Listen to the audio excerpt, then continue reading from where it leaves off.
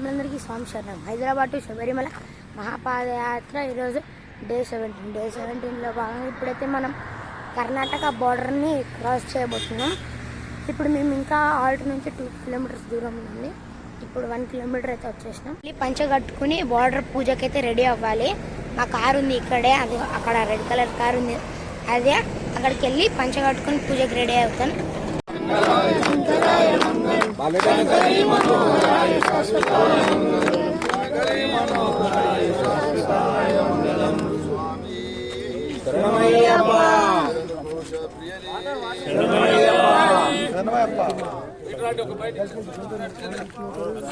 స్వామి శరణం. మేమైతే ఇప్పుడే బార్డర్ పూజ చేసుకుని బార్డర్ దాటైతే ఇప్పుడు ఆల్ట్కి అయితే వెళ్తున్నాము. ఇప్పుడు ఆల్ట్ ఇక్కడ నుంచి ఒక 9 కిలోమీటర్స్ ఉంటుంది. బార్డర్ పూజ అయిపోయింది మాది. ఇంకా బార్డర్ పూజ అయిపోయింది. ఇప్పుడు మళ్ళీ ఆల్ట్ దగ్గరికి వెళ్ళి ఆల్ట్ దగ్గర నుంచి లేపాక్షి టెంపుల్కి అయితే మేము వెళ్తాము. మళ్ళీ లేపాక్షి టెంపుల్కి వెళ్ళి అప్పుడు మళ్ళీ దర్శనం చేసుకుని లేపాక్షి టెంపుల్లో వస్తాం. అందరికీ స్వామి శరణం.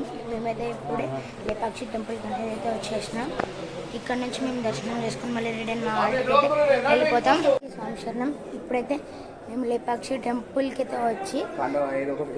అయితే మేము ఇప్పుడే వచ్చాము. ఇప్పుడు వస్తే అక్కడ ఒక ఆయన పెద్ద ఆయన అన్నమాట. ఆయన మొత్తం అన్ని ఇక్కడ ఒక పార్వతీదేవిది అడుగు ఉండే మొత్తం గుడి స్టోరీ చెప్పిన ఆ గుడి పెళ్లి జరిగింది. మరి మేము చూడలేం, కానీ అక్కడ ఎలా జరిగింది అనేది మాత్రం స్తంభాల్లో చెక్కి చూపించినారు. ఇక్కడ మన శిల్పులు గుడి కట్టిన వాళ్ళు ఈ స్తంభంలో వచ్చేసి ఈశ్వర పెళ్లి జరిగినట్టు.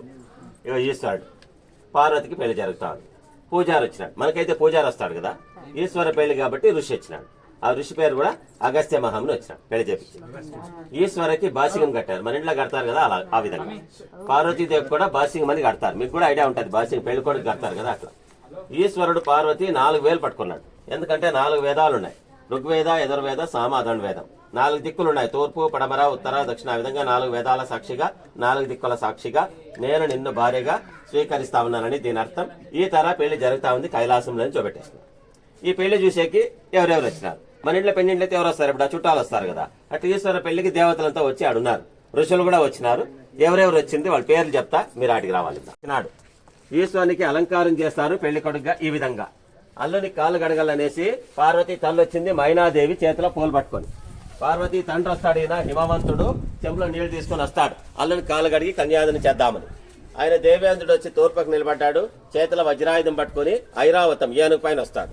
ఆ 2 తల్లు ఉండేవాడు అగ్నిదేవుడు ఆగ్నేయంలో ఉన్నాడు, ఆయన గొర్రె పైన వస్తాడు. యముడు దక్షిణానికి నిలబడ్డాడు, ఏనుపోతు పైన వస్తాడు. వశిష్ఠుడు ఋషి కూడా పెళ్లికి హాజరైనాడు. ఈయన వర్ణుడు వానదేవుడు పడమరపక్కున్నాడు, మొసలి పైన వచ్చినాడు. ఈయన బృహస్పతి దేవతలకంతా గురువు. ఇక్కడ 3 తల్లు ఉండేవాడు దత్తాత్రేయుడు. ఇక్కడేమో విష్ణువు. వాయుదేవుడు వచ్చి వాయుమూలం నిలబడతాడు, ఆయన జింక పైన వస్తాడు. ఈయనైతే కుబేరుడు వచ్చేసినాడు, ధనాధిపతి గుర్రం పైన వస్తాడు. కుబేరుడు అయితే ఉత్తరానికి నిలబడ్డాడు. ఈయనే ఋషి విశ్వామిత్ర.